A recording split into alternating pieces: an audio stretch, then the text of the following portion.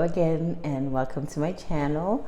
My name is Panda and I am currently traveling through Southeast Asia in hopes of setting up a manufacturing production studio, or several, in 3 different Southeast Asian countries. But at the moment we are located in Indonesia, particularly the island of Java, in a town named Bandung, city named Bandung, which is the capital of West Java. So Java is separated in West, Central, and East. We are in the West, which is where the capital city of Jakarta is located.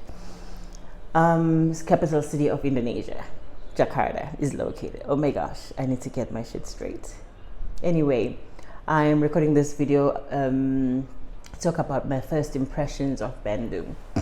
Those who have been following, I've mentioned prior that Bandung, is basically the heart of clothing manufacturing, where big factories manufacture for Zara, H&M, Adidas, Nike. They're all located in Bandung. So I figured it would be the best place to come and kind of get my feet wet in an environment that it is already familiar with what I'm trying to do. I'm pausing because it just hit me that I want to talk about my first impressions. And I remember because the first morning we got here, we got here at 3 a.m. I mentioned that in the previous video.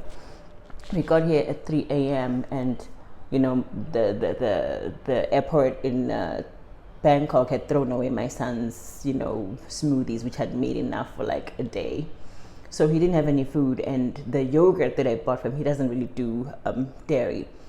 I had just purchased desperately a yogurt when we landed in Jakarta and hoped that at least it'll last him until midday, until I can get up and figure out where the grocery stores are and where the markets are, which is what he eats. Like, he eats a lot of fruits and veggies. So in Southeast Asia, there's a lot of like good fruit and veggie markets. So I didn't know really where I was, because when you book Airbnb, you're going in blind. So I had no idea how far the grocery store is going to be or how far the market is going to be. So I go downstairs, at 7 a.m. My son starts crying and he refuses to drink the yogurt. So obviously my sister and I have to like quickly get to the market. So we go downstairs, we ask the security where the market is because we couldn't find anything online. And he says, oh, it's just down the street, literally down the street. So we walked down the street, and I told myself I'm not going to do this thing where it's all pity and sad and dark and oh my God, people are suffering. It was difficult, you guys. It was difficult in as much as I want to be the person who shows you guys what's happening where I am and how things are where I am. It took me back because there was a time in my life where we really didn't have much. So to walk down the streets of Bandung and kind of feel like I'm being taken back to where my life started when we didn't have much, it really triggered me. Not in a bad way, but in a way that I didn't expect people to still be living like this in this day and age, particularly a place that produces for brands like Nike, who pay athletes hundreds and millions of dollars to endorse their products, yet the people who are making these products live like what I saw on that day. I had looked online and I've watched blogs and I've watched vlogs. I've watched YouTubers who come here and they're in the nice part of town.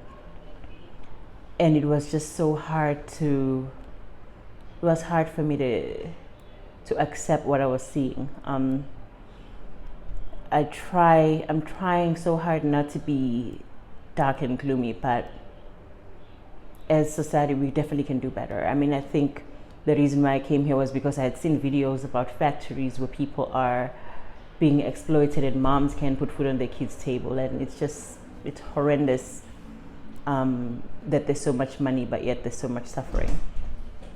Anyway, sorry, I had to pause the video and continue and just gather myself, because like I said, I had watched a lot of videos when I decided to start my company, my baby clothing company. I had watched a lot of videos about how clothes are made, and I kind of stumbled upon these documentaries about how people are suffering. And of course, when you look up Indonesia online, you see a lot of happy people and happy tourists, and businesses priding themselves in bringing jobs into this part of the country. And upon looking at the type of lifestyle that the people here are living, it broke my heart. There's children here, and there's really no need for all the suffering, because of all the amount of money that I know are made by the big companies that do business here. Anyway, I can't really speak for everybody and how they do things. People have investors, and the priority is to ensure that those investments get as much gains as possible. So I don't expect everybody to be dropping by Indonesia to make sure that the money is dispersed fairly amongst the people who are making clothes, factory workers and stuff like that. I know that there's a pay matrix, and there's a certain amount that a factory worker, that's acceptable for a factory worker to make, most of whom are moms, most of whom are single moms, some of whom have to travel and leave their children with their families so that they can come and get a job in a factory and send money home. And they can't really guarantee a decent quality of life for their children, but they will do whatever it takes to ensure that they can at least try and put food on the table. Now, I've done videos about the fact that I'm trying to live like a local. So I'm using local grocery stores, I'm using local market where Indonesian people of Bandung are shopping for their food.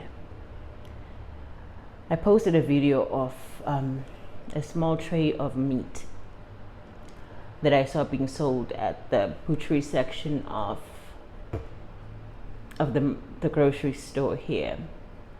I'm not even going to talk about the wet market, where most of the people who live just down the street from me shop for their meat and their produce. The packet of meat that I saw in the US, not even a cat or a dog would see that as sufficient to put in their little bowl. Indomie noodle is the staple. It's two South African rands, 20 American cents. So that becomes the base, and then perhaps you put this, the small tray of meat for flavor. I'm not sitting here saying everybody in Bandung lives like this. I'm not saying that at all. But where I am, that's what I'm seeing every day. Now, I've gone to the nice part of town, don't get me wrong. Paris van Java, Paris of Java, nice big mall with sushi and all the good things. Massive houses that exist too. But I am living around factories. I am living amongst people who work in factories. So I speak of the lifestyle that I'm seeing around where I'm living. So I'm not going to sit here and be like, oh my God, everybody in Bandung is suffering. Just the people I'm staying with are doing the most with whatever little they have.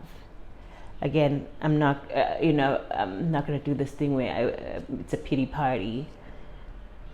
It's the most happiest people I've come across in a long time. I mean, the Thai people were great, but the Indonesian people, the people of Bandung, are so fantastic. They're so fabulous. They're so willing to help. I'm riding in tuk-tuks with them, so they're taking my number. They're happy. They're willing to help me figure out, my business. And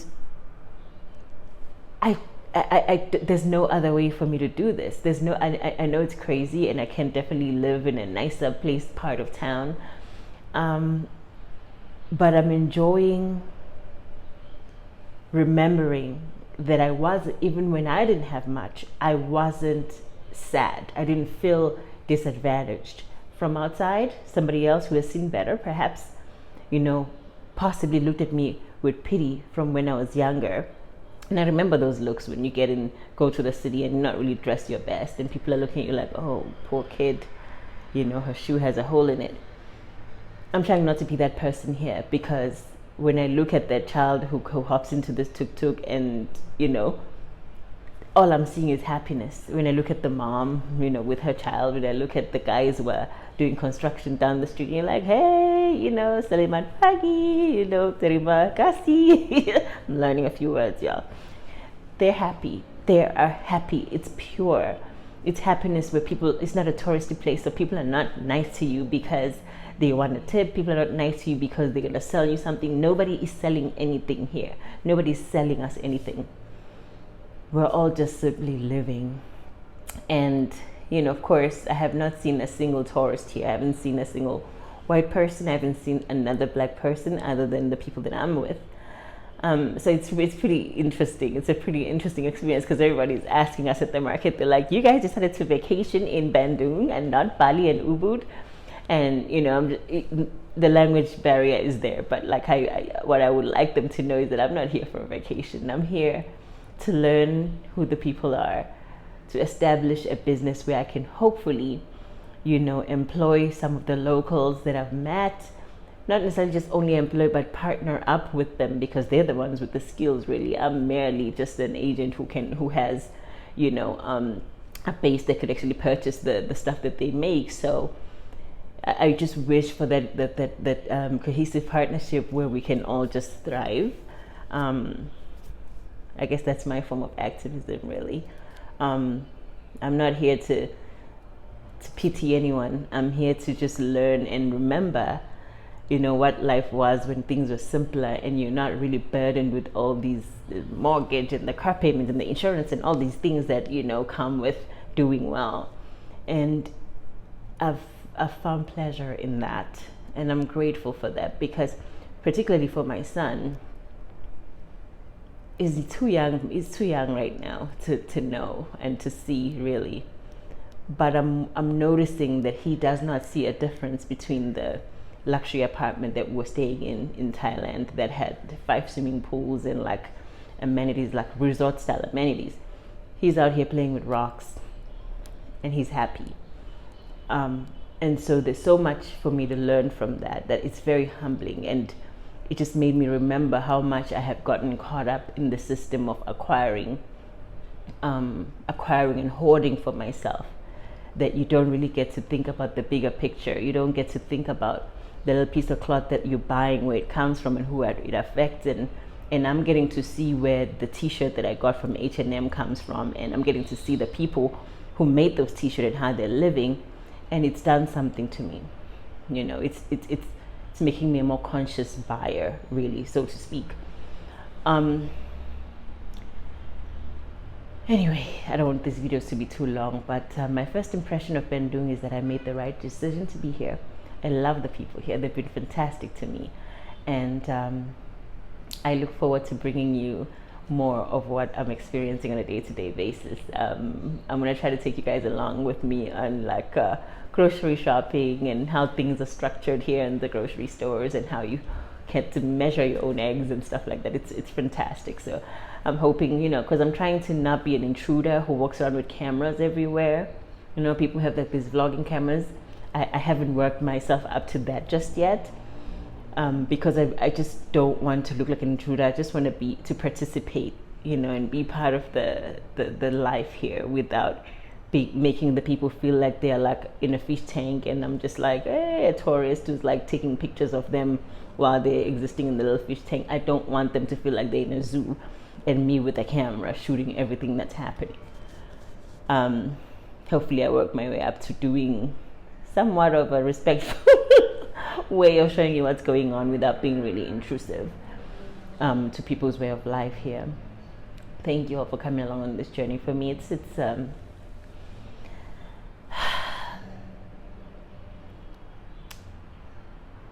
I'm glad I'm doing this. And thank you. If you want to hear more about our journey, please consider subscribing to our channel, and we'll try and bring you what's going on our day to day. Thank you again for checking us out.